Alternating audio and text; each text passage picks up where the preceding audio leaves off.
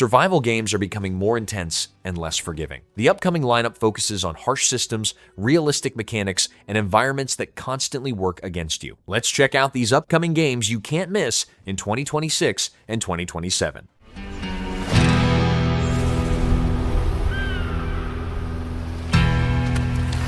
CrisisX is a massively multiplayer survival game set on a large 1,200 kilometer squared map shared by thousands of players, where you move across different terrains, gather resources, hunt animals, and manage temperature and weather that affect your body. Combat includes melee weapons, firearms, and heavy equipment against infected enemies and other players. Survival systems track hunger, thirst, and strength, while base building, vehicles, and group control of key areas shape player interactions.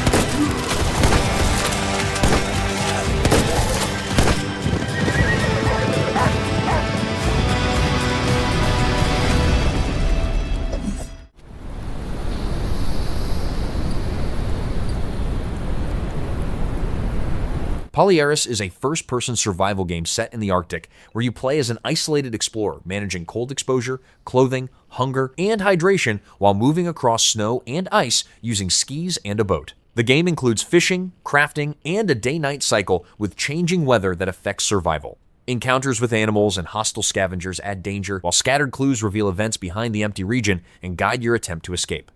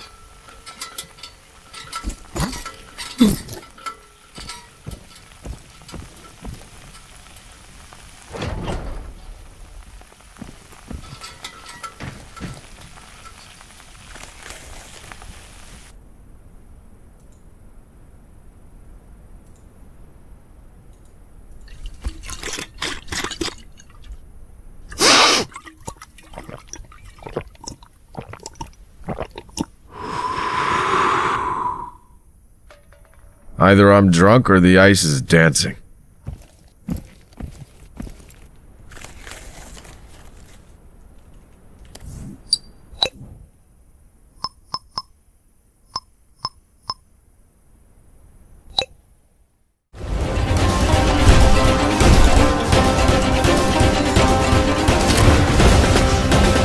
Sand Raiders of Sophie is a multiplayer shooter set in an alternate 1910 desert where players build and control large walking machines called tramplers that act as transport, storage, and combat platforms. You gather resources, weapons, and artifacts across a procedurally generated map, then extract them while facing other players and hostile enemies. The game supports solo and team play, with customization of trampler parts, layouts, and weapons shaping combat and movement.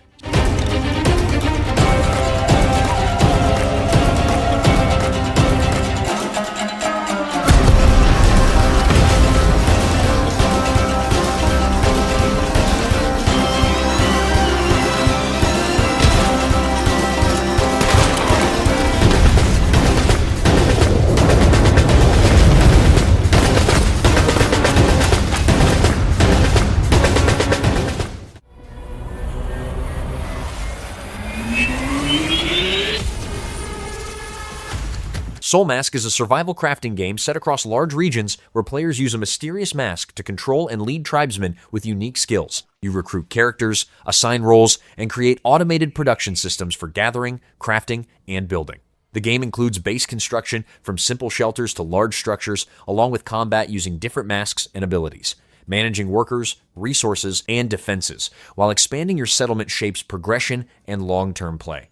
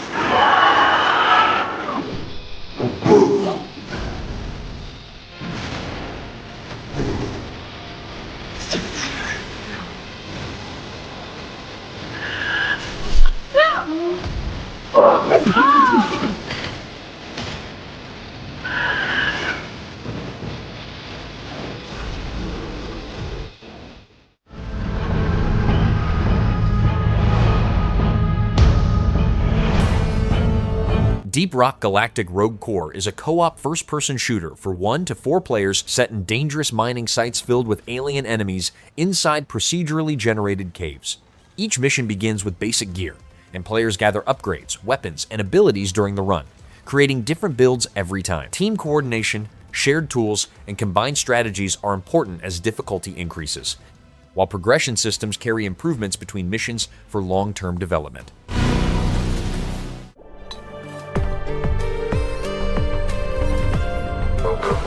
Players really latched onto isolation. Subnautica 2 is an underwater survival game set on an alien ocean planet where players gather resources, craft tools, and build bases to stay alive alone or with up to 3 others. The game includes scanning and studying creatures, managing equipment, and creating submersibles to travel deeper areas. Different biomes contain varied life forms and materials, while progression comes from crafting upgrades and adapting your character to handle increasing environmental danger and depth. Our very first internal demos that we did after a few weeks of development were multiplayer, and every single feature that we made since then has been multiplayer capable. The important distinction there is that any part of the game isn't going to require cooperative play. But if I want to come along and bring a friend, they can totally participate with me in every moment along the way. We never wanted to encroach on someone's game that just is like, I want to play solo. We never wanted to have the moment where you had to pull the switches in tandem. That's never the way we want it to be. Optional co-op start to finish. Subnautica 2 is completely playable on portable game machines and handheld devices. We have a large team that's dedicated to optimizing performance, and we're taking that extremely seriously. Our development philosophy has always been that the game should be playable anywhere with anybody. I'm playing it every night on my Steam Deck before I go to bed, and it's a great experience. It's just a fantastic device to be able to play these games. Multiplayer game does bring a new set of challenges in terms of technical animation. There is more emphasis on both the first-person look of the game and the third person. We have omnidirectional movement with pretty free camera. If you're looking up and going backwards, the feet are in your view, but if all of a sudden you want to go forward and downwards, that body has to get out the way. For our tools, we use a control rig that encompasses both third-person and first-person perspectives. Say we're swimming, so the hands can be this shallow of a motion, whereas in third person, you want to get that full range of motion. It's more work, but it also informs more. The most fun thing I worked on for co-op was the dive elevator. The dive elevator just adds a lot to co-op in general. I realized that it would be really cool to be able to both go with friends on it, but also to be able to attach stuff to it. So as we started developing the prototype, we realized that that would make it even more meaningful, be able to load it up and then shoot it down to depths and then come back up with all the stuff you collected down there.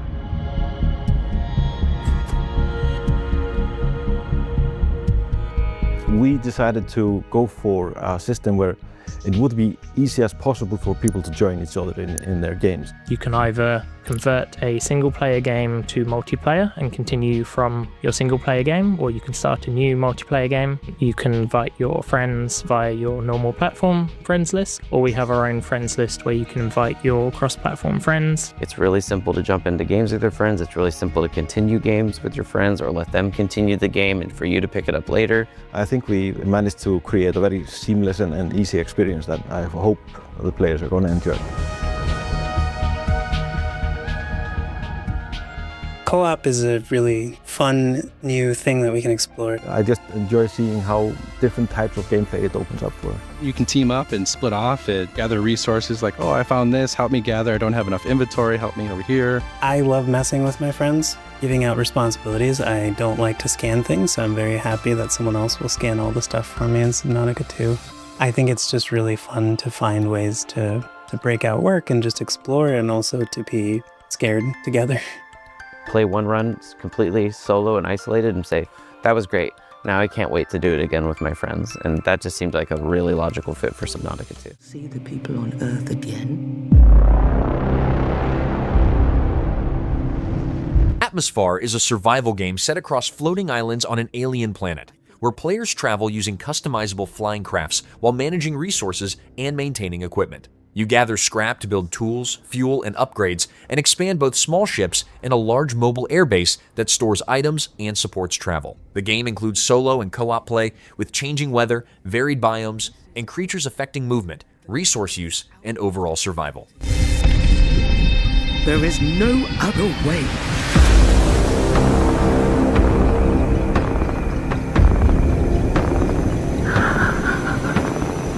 Titans might still have the answer we're looking for. We have to find it before it's too late.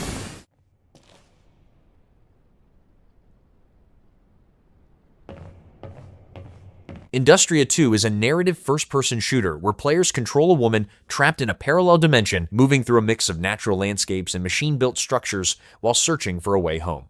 Gameplay includes shooting, crafting, and physics-based interaction with the environment, supported by a diegetic inventory system. Weapons can be upgraded with attachments, and combat involves mechanical enemies, while story progression introduces characters and reveals connections to a powerful artificial intelligence.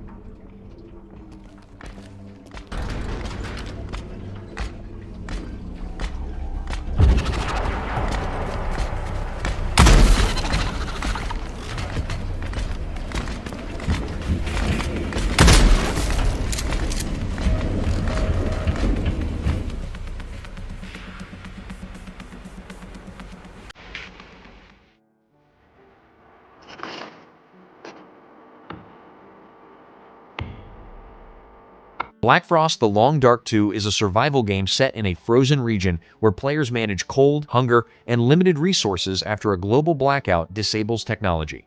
You can play alone or with others, using shelters, gathering supplies, and interacting with survivor groups across towns and wilderness areas. The game includes physical and psychological systems, where resilience and mental state affect survival, along with hazards like extreme weather, wildlife, and environmental threats.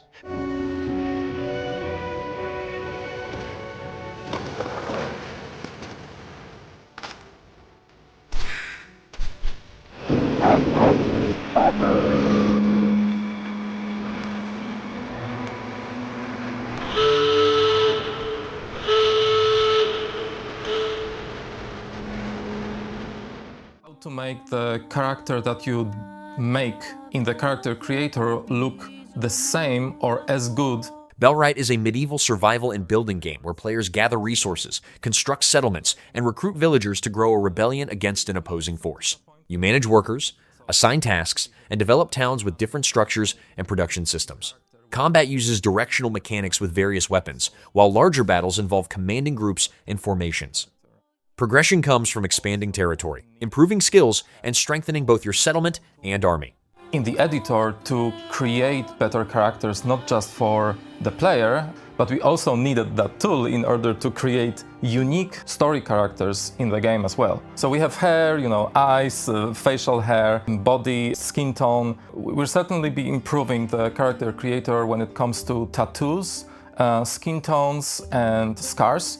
And yeah, another reason why we will be improving that system is that we also will be making the character in the game more beautiful over time, right? So, as I said, it's not just about the character creator that players participate in at the start of the game, but also our internal tool where we customize the, let's say, story important characters.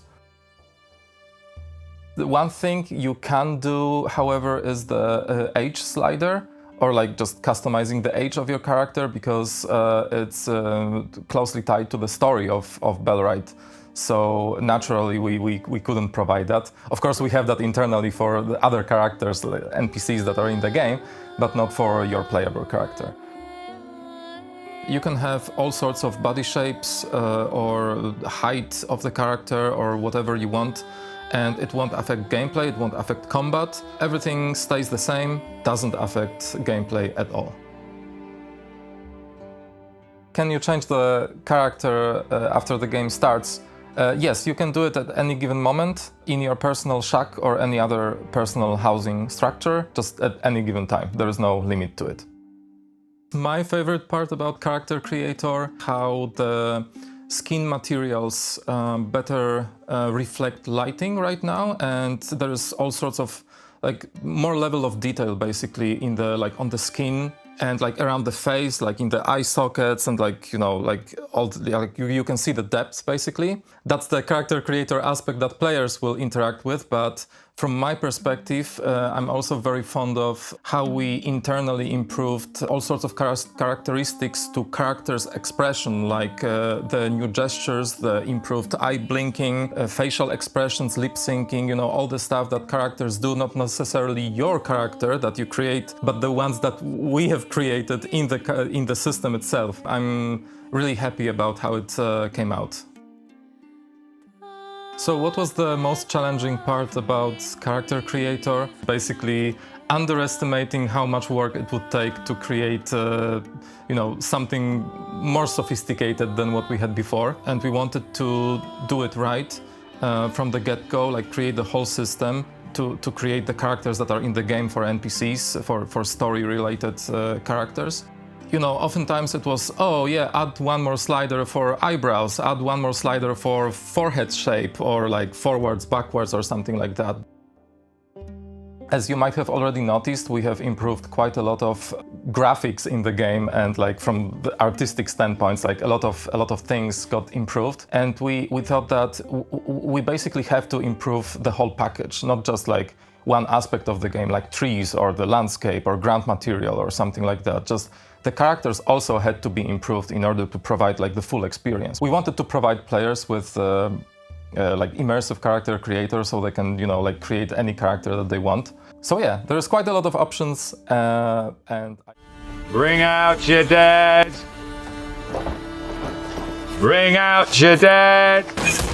Nested Lands is a medieval RPG focused on settlement building and survival, where players gather survivors, assign roles, and manage a village in a harsh, plague-affected world. You collect resources, craft items, and build structures while maintaining defenses against bandits and other threats. The game includes skill progression, weather challenges, and random events that impact survival, with both solo and co-op play supporting long-term growth and management of your settlement. Oh, what the hell is that smell?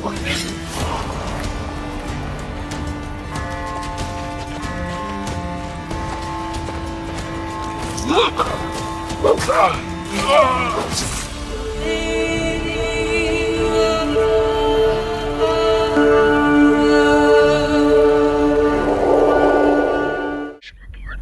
We are monitoring you in the operation zone. Good luck. Over.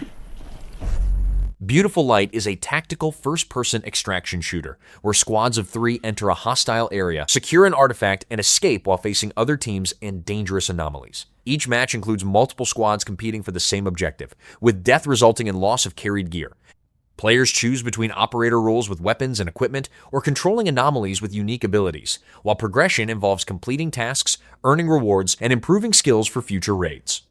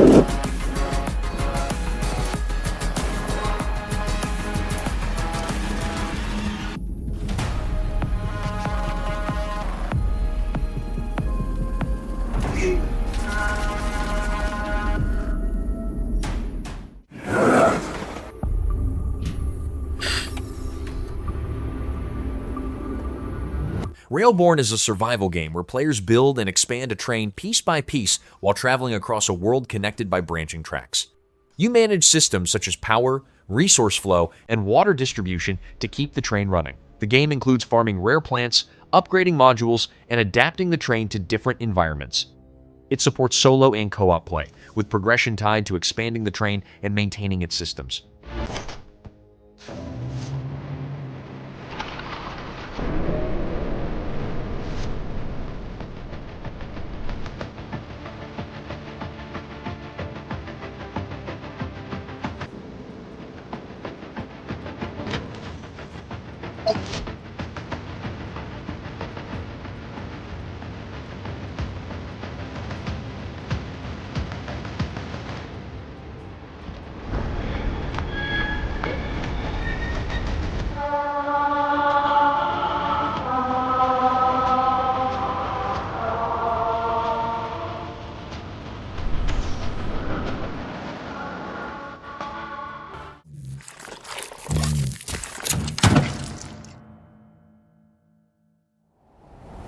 Phase Zero is a survival horror game set in a small town affected by a mysterious illness where players control different survivors trying to escape while facing mutated creatures. Gameplay includes combat, limited resources, and puzzle solving, with fixed camera angles and pre-rendered environments shaping movement and visibility. Players scavenge items, manage danger carefully, and progress through chapters that reveal events behind the outbreak and the condition of the town.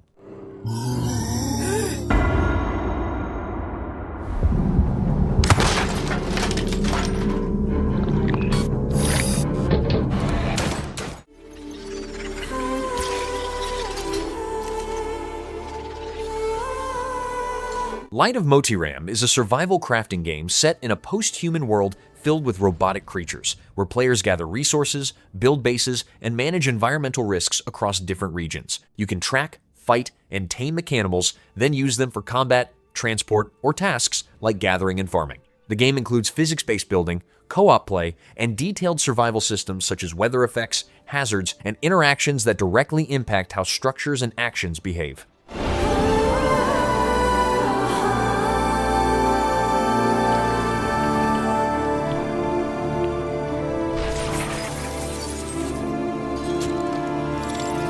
Wake up.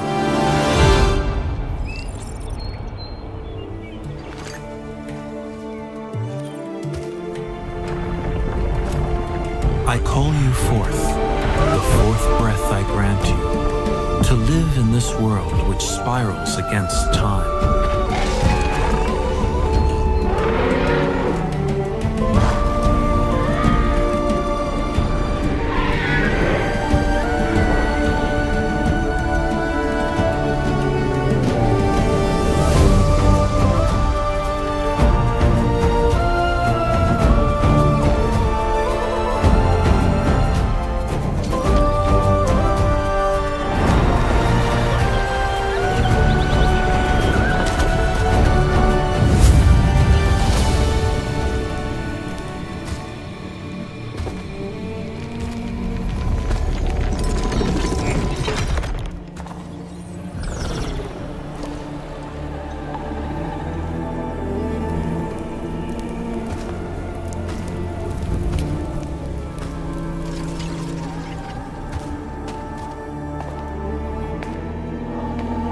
We are with you always, as long as the world shall live. May fortune find you.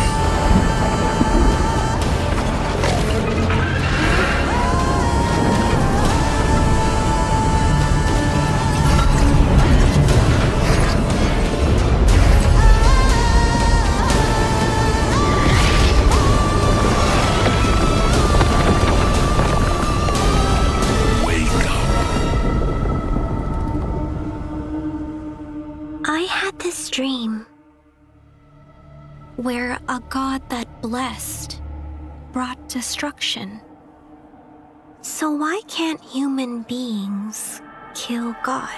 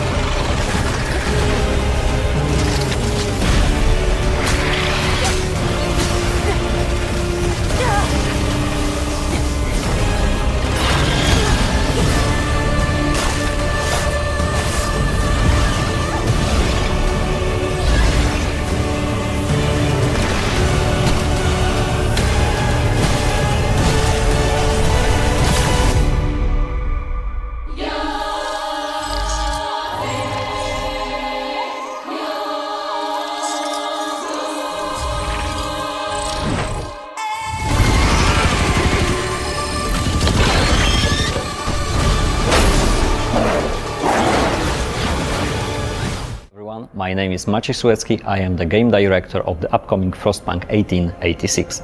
And today Frostpunk 1886 is a strategy and city-building game where players manage a frozen settlement, balancing resources, infrastructure, and the needs of citizens to keep the city alive. You make laws, respond to events, and decide how society operates under extreme conditions. The game adds new mechanics, buildings, and a purpose path alongside updated systems, while decisions affect population stability, resource use, and how the city develops over time. To give you a ton of unique content. The team is hard at work to visually improve the game in a major way. We can show you a sneak peek into this process today. One of the biggest areas we are focusing is the people of New London. The first Frostpunk was all about the individual survival of your citizens, and we want to take you even closer to them. One idea that we are currently exploring are improved animations and the use of motion capture.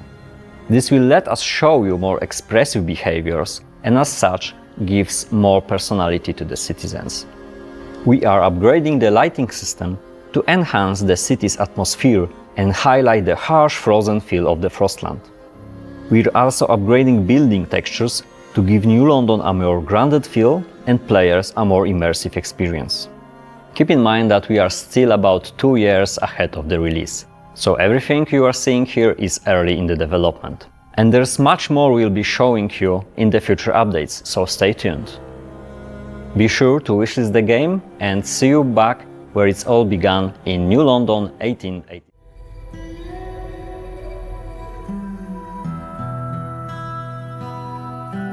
Westlanders is a survival and building game set in a Wild West environment, where players use a customizable wagon as a mobile base while gathering resources, crafting tools, and managing needs. You can build settlements, recruit workers, and set up production systems like farming, mining, and trade routes between locations.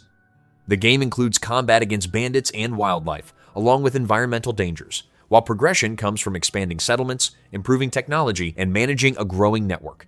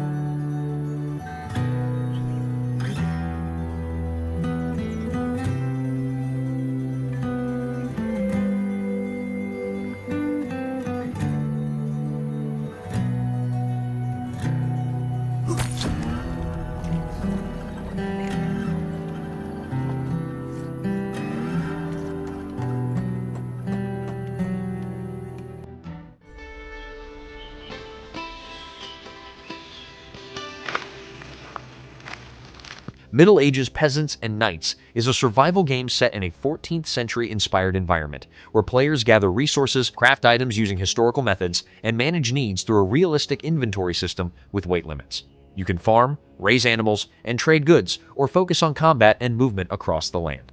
The game includes both solo and multiplayer play, with progression tied to planning resources, building shelters or larger structures, and adapting to changing conditions.